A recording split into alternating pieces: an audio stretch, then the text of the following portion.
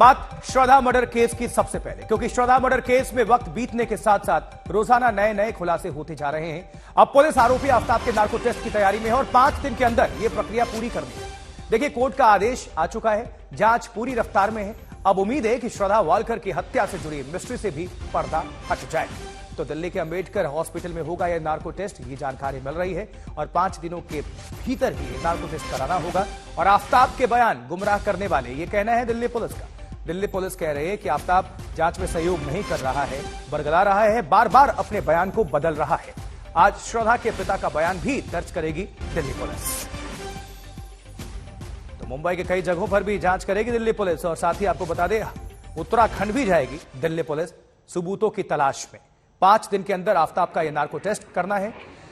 श्रद्धा murder case Delhi, Mumbai, Rishikesh तक ये जांच की आंच, क्योंकि अब तक सबूतों को खंगालने की पूरी कोशिश में है दिल्ली पुलिस। लेकिन कई अहम जो सबूत हैं, सुराग हैं, वो अब तक हाथ लगे नहीं हैं। हथियार भी बरामद नहीं हुए हैं, श्रद्धा का जो सर है वो भी अब तक बरामद नहीं हुआ है और जांच मिलान तो जारी है। लेकिन अब तक सबूतों की तलाश में जंगलों की भी खाक छान रही है दिल्ली पुलिस।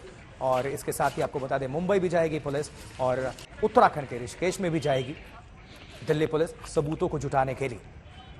तो जहां श्रद्धा आफ्ताब, वहां दिल्ली पुलिस अभी पहुंच रही है और श्रद्धा की जिंदगी का वो आखिरी रील जहां पर शूट किया था, तैयार किया था श्रद्धा ने, वहां पर दिल्ली पुलिस की टीम जाएगी जांच करने।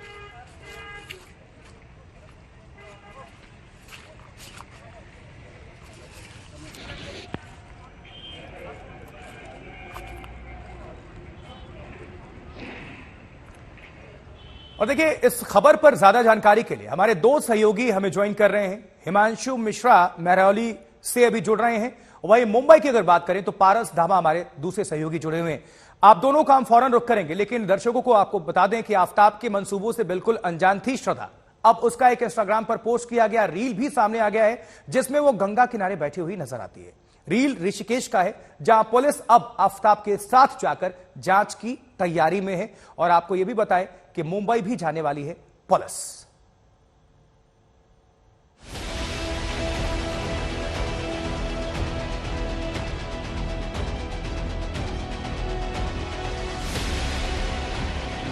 श्रद्धा जिंदगी जीना चाहती थी। उसके अपने अरमान थे, अपनी हसरतें थी। उन हसरतों को पूरा करने के लिए श्रद्धा मुंबई से दिल्ली पहुंची थी। लेकिन वो नहीं जानती थी कि जिस पर उसे सबसे ज्यादा भरोसा है, वो उस भरोसे का कत्ल कर देगा। श्रद्धा को नहीं पता था कि ये इंस्टाग्राम पर अपलोड किया गया रील उसकी जिंदगी का आखिरी रील होगा। मई महीने के शुरू में श्रद्धा ने बनाया था ये रील। भागदौड़ वाली भीड़ से दूर, तब गंगा के किनारों पर बेफिक्री के साथ बैठी थी श्रद्धा वालकर। देखूं मैं तुझे या देखूं कुदरत के नजारे, मुश्किलों में है ये दिल में। ऋषिकेश से करीब 25 किलोमीटर दूर कुदरत के इन्हीं नजारों को जी भर कर देखना चाहती थी श्रद्धा।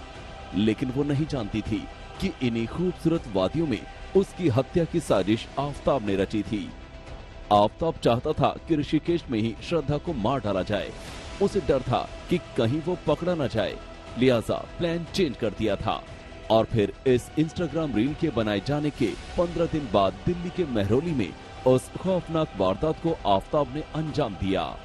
ऋषिकेश में ऋषि वशिष्ठ की गुफा का भी जिक्र श्रद्धा ने किया था। आज तक की टीम ने वहां पहुंचकर जायजा लिया।